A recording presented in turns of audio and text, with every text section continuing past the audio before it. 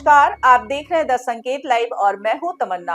आज की इस रिपोर्ट में बात करेंगे उस संकट की जो धीरे धीरे पूरी दुनिया की अर्थव्यवस्था को हिला रहा है दोस्तों, और जिसका सीधा असर अब भारत के आम आदमी की जेब पर भी पड़ने वाला है, क्योंकि ईरान की खाड़ी देशों के बीच बढ़ते हमलों के बाद ग्लोबल मार्केट में कच्चे तेल और नेचुरल गैस की कीमतों में भारी उछाल देखने को मिला है दोस्तों। 19 मार्च को अंतर्राष्ट्रीय बाजार में तेल और गैस की कीमतें 30% तक बढ़ गई है, और जंग शुरू होने के बाद भारत के लिए कच्चे तेल की कीमत लगभग दुगुनी होकर $146 प्रति बैरल तक पहुंच गई है दोस्तों। अब इसका मतलब क्या है? इसका मतलब ये है कि आने वाले दिनों में भारत में पेट्रोल, डीजल और एलपीजी गैस के दाम 10 से 15 रुपए तक बढ़ सकते हैं। और अगर ऐसा होता है तो इसका असर केवल आपकी गाड़ी के टैंक तक सीमित नहीं रहेगा, बल्कि आपके पूरे घर के बजट पर भी पड़ेगा। अब सबसे पहले समझते हैं कि ये कच्चा तेल होता क्या है और इसकी कीमत कैसे तय होती है। दुनिया में कच्चे तेल के 3 बड़े बेंचमार्क होते हैं। ब्रेट क्रूड, जो यूरोप के उत्तरी सागर से निकलता है और दुनिया के लगभग 2/3 तेल व्यापार का आधार है। दूसरा WTI यानी वेस्ट टेक्सास इंटरमीडिएट, जो अमेरिका का मुख्य मानक है। और तीसरा OPEC बास्केट, जो खाड़ी देशों के तेल का औसत होता है। भारत इन सभी का एक औसत निकालता है जिसे इंडियन बास्केट कहा जाता है, और उसी के आधार पर यहाँ तेल की कीमत तय होती है। भारत अपनी जरूरत का करीब 85% कच्चा तेल और 50% से ज्यादा गैस आयात करता है, यानी हम पूरी तरह वैश्विक बाजार पर निर्भर है। और यही वजह है कि खाड़ी देशों में होने वाली हर हलचल का असर सीधे भारत पर पड़ता है दोस्तों। अब अगर हम मौजूदा स्थिति को समझे तो ब्रेट क्रूड की कीमत $73 से बढ़कर $114 प्रति बैरल तक पहुंच चुकी है, और अगर यह स्तर बना रहता है तो सरकारी तेल कंपनियों के लिए मौजूदा कीमतों पर पेट्रोल डीजल बेचना मुश्किल हो जाएगा। अभी तक कंपनियों का अपने मार्जिन कम करके या घाटा सहकर कीमतों को स्थिर बनाए हुए है, लेकिन ये स्थिति ज्यादा दिनों तक नहीं चल सकती। पेट्रोलियम मंत्री हरदीप पुरी ने संसद में कहा है कि भारत की एनर्जी सिक्योरिटी पूरी तरह सुरक्षित है। Honorable Speaker sir, India's crude supply position is secure and volumes secured exceed what the Hormuz would have delivered.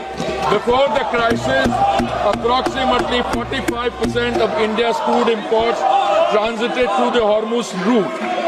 Thanks to the Honorable Prime Minister's outstanding diplomatic outreach and goodwill, India has secured crude volumes that exceed what the disrupted Strait of Hormuz could have delivered in the same period. लेकिन विशेषज्ञ मानते हैं कि अगर अगले 1 से 2 हफ्ते तक यही हाल रहा तो कीमतें बढ़ाना मजबूरी बन जाएगा। अब सवाल ये है कि ये कीमतें इतनी तेजी से बढ़ क्यों रही हैं?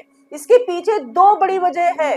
पहली वजह है कतर का रास लफान एनर्जी प्लांट, जो दुनिया का सबसे बड़ा गैस हब माना जाता है, और ग्लोबल सप्लाई का करीब 20% हिस्सा यहीं से आता है। ईरान के हमलों के बाद इस प्लांट को बंद करना पड़ा, जिससे सप्लाई अचानक कम हो गई। और दूसरी सबसे बड़ी वजह है स्ट्रेट ऑफ हॉर्मुज का लगभग बंद हो जाना।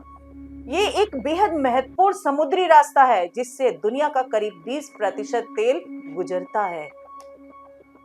और भारत अपनी जरूरत का लगभग आधा कच्चा तेल और 54% LNG इसी रास्ते से मंगाता है। लेकिन जंग के कारण अब ये रूट असुरक्षित हो गया है और तेल टैंकर यहाँ से गुजरने से बच रहे हैं, यानी सप्लाई रुक गई है। और जब सप्लाई कम होती है तो कीमतें अपने आप बढ़ जाती है।